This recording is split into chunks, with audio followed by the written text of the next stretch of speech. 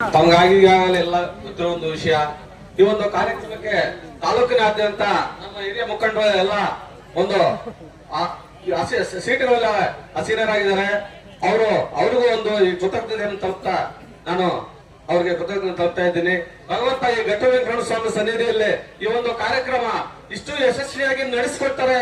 ನನ್ನ ಅಕ್ಕ ತಂಗಿಯರು, ಅಣ್ಣ ತಮ್ಮಂದಿರು, ನಮ್ಮ ಕಾಂಗ್ರೆಸ್ ಪಕ್ಷದ ನಮ್ಮ ಮೇಲೆ, ನಮ್ಮ ಇವ್ರ ಮೇಲೆ ಅಭಿಮಾನ ಇಟ್ಟು ಇಷ್ಟು ಜನ ಸೇರ್ತಾರೆ ಅಂತ ನಾವು ಅನ್ಕೊಂಡಿಲ್ಲ. ನಮಗೆ ಈ ಒಂದು ಕಾರ್ಯಕ್ರಮಕ್ಕೆ ನೀವು ಇಷ್ಟು ದೊಡ್ಡ ಮಟ್ಟದ ನಮಗೆ ಆಶೀರ್ವಾದವನ್ನು ಕೊಟ್ಟಿದ್ದಕ್ಕೆ ನಿಮಗೆಲ್ಲ ಪಾದಾಭಿವಂದನೆಯನ್ನು ಮಾಡ್ತಾ ಇದ್ದೀನಿ. ನಿಮ್ಮ ಎಲ್ಲ ಆಶೀರ್ವಾದ ಸದಾಕಾಲ ನಮ್ಮ ಪಕ್ಷದ ಮೇಲೆ, ನಮ್ಮ ಕೊತ್ತೂರು ಮಂಜುನಾಥರವರ ಮೇಲೆ, ನಮ್ಮ ಆಜ್ಞಾರವರ ದಂಪತಿ ಅವ್ರು ಏನೇನ ಹೆಣ್ಣು ಮಕ್ಕಳಿಗೆ ನಾವು ಒಂದು ಮಡಿಲು ತುಂಬುವ ಕಾರ್ಯಕ್ರಮವನ್ನು ಮಾಡಿಕೊಡ್ಬೇಕು.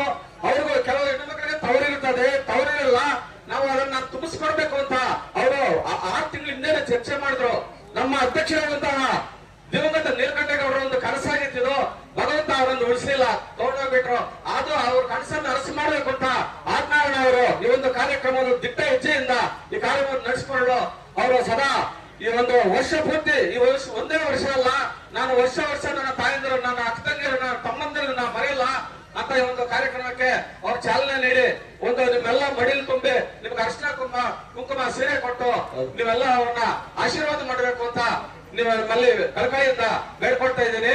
ಇವಾಗ ಅವ್ರು ಏನು ಲಾಸ್ಟ್ ಟೈಮ್ ಕಡಿಮೆ ಅಂತದಿಂದ ಸೋತಿದ್ರು, ಅವರು ಒಳ್ಳೆ ವ್ಯಕ್ತಿ, ಅವರು ನಮಗೆ ದಿನಕ್ಕೆ ಮಾಡಕ್ ಬಂದಿದ್ದಾರೆ, ಸೇವೆ ಮಾಡಕ್ ಬಂದಿದ್ದಾರೆ. ಆದ್ದರಿಂದ ತಮ್ಮ ಆಶೀರ್ವಾದ ಆಜ್ಞಾನವರ ಕುಟುಂಬದ ಮೇಲೆ ಇರ್ಲಿ, ನಮ್ಮ ಪಕ್ಷದ ಮೇಲೆ ಇರ್ಲಿ.